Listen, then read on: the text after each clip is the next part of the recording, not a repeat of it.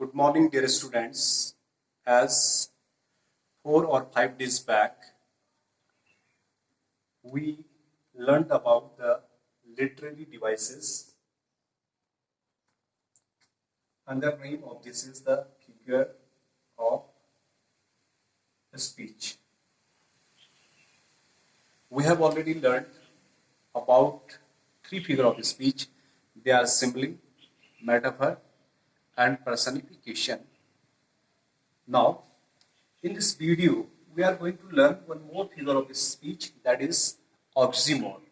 Oxymoron.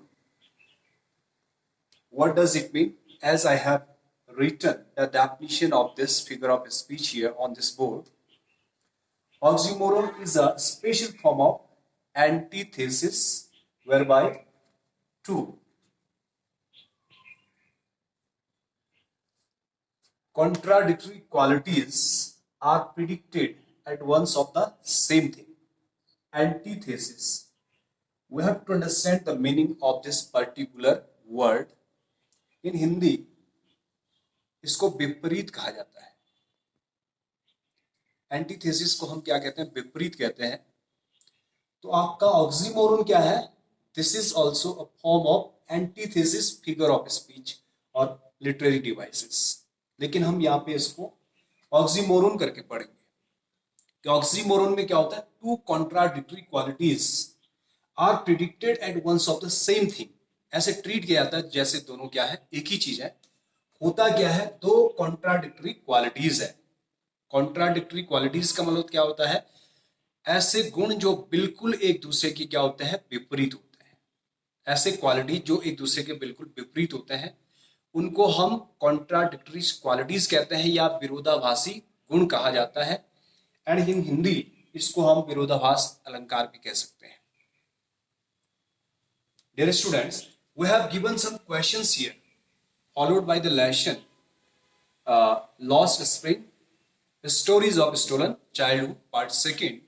That is, I want to drive a car, the statement which was made by a poor child whose name is Sahib. Sorry, whose name is Mukesh. We have given 11 statements. These all statements have been derived from the text story. What I have written here, I have taken it from the exercise followed by this lesson. And in this lesson, these statements have been derived from the story. ये story से लिए गए हैं और यहाँ पर आपका literary devices का प्रयोग हुआ है. पहले के वीडियो में मैंने आपको सिम्बली बताया था, मेटाफर बताया था, पर्सोनिफिकेशन बताया था. यहां पर एक नया फिगर ऑफ स्पीच है, इसको आप समझ चुके हैं. अब हम इसका एग्जाम्पल देखते हैं.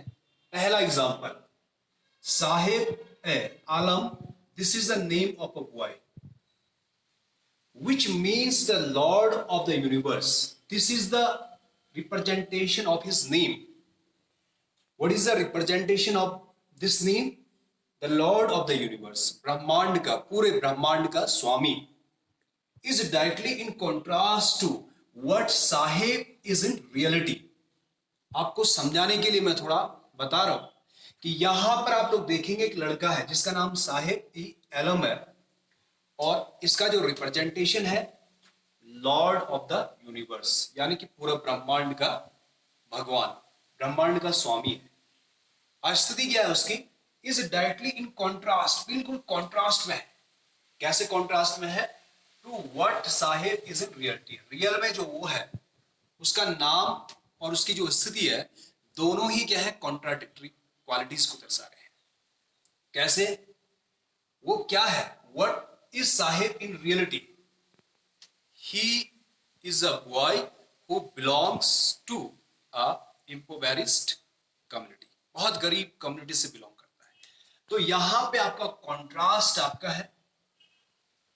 इट्स वेरी सिंपल और ये आपका हो जाएगा oxymoron. This is the example of this figure of speech.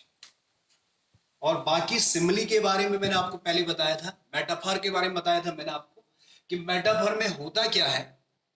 N inanimate, inanimate कहते हैं निर्जीव, नॉन लिविंग वस्तु को हम ऐसे संबोधित करते हैं, ऐसे व्यक्त करते हैं जैसे उसमें कोई जीवन। फॉर एग्जाम्पल के लिए ये देखेंगे आप लोग, एक second, drown in an air of desolation, in an air of desolation, तो इसमें आपका जो है मेटाफर फिगर ऑफ स्पीच है। दोबारा मैं लिख रहा हूं यहां पे, नेक्स्ट देखेंगे आप लोग, सीमापुरी कॉमा है a place on the periphery, periphery it means on the outer lines, बाह्य सीमा पर, बाउंड्री पर ऑफ दिल्ली।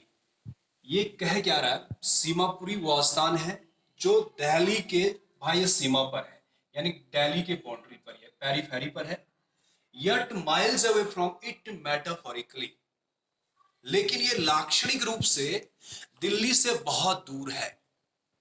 तो आप लोग थोड़ा सा देखेंगे यहां पे भी जो है दो कॉन्ट्राडिक्टरी क्वालिटीज है। वो क्वालिटीज क्या है, दोनों पास है, सीमापुरी दिल्ली के बाह्य सीमा पर है, लेकिन लाक्षणिक तौर पे देखा जाए सीमापुरी दिल्ली से बहुत दूर है। इसको हम कैसे समझेंगे कि Delhi is the capital of India, Bharat की राजधानी है और बहुत चमक धमक के शहर के अंदर है, और फिजिकली ये एडजेसेंट है, पड़ोसी है सीमापुरी। लेकिन अगर देखा जाए लक्षण के तौर पे, चमक धमक के तौर पे, ग्लैमर के तौर पे देखा जाए तो दिल्ली से बहुत दूर है, क्योंकि यहाँ बहुत गरीबी है, बहुत गरीब लोग यहाँ रहते हैं। जैसे एक तरफ मुंबई है, बहुत सारे अमीर लोग रहते हैं, तो वहीं मुंबई के अंदर एक स्लम, एशिया का सबसे बड़ा, जिसको धारवी कहते हैं, तो उन दोनों में भी ऐसे मेटाफोरिकली डिफरेंस है। तो इसको भी हम ऑक्सीमोरोन कहेंगे, ये भी इसी प्रकार से। तो डियर स्टूडेंट्स, आपको इसी प्रकार से इसको करना है, और नेक्स्ट इसे भी करना। आप लोग यहां देखेंगे, आप लोग लाइक लिखा है, बहुत सिंपल है, तो जहां लाइक होता है उसमें सिंपली होता है, इसे भी आप करेंगे। और उसके बाद नेक्स्ट, और यहाँ ये 11 तक आपने करना, वेब ऑफ पॉवर्टी, यहां देखेंगे अगेन इनएनिमेट थिंग को कैसे कहा जा रहा है, तो ये आपका मेटाफर हो जाएगा, यहां जो आपको सिंपली हो जाएगा। फ्यू, थोड़ा सा ध्यान देंगे, यहाँ पे क्या है, यहाँ पे हाइपरबोल है। हाइपरबोल क्या होता है, किसी चीज को बड़ा चढ़ा करके बोलना। तो फ्यू को आप समझेंगे, फ्यू और फ्यू में डिफरेंट क्या है, फ्यू मीन्स नॉट मैनी और अ फ्यू मीन्स सम। तो that's why the writer has used hyperbole figure of speech here.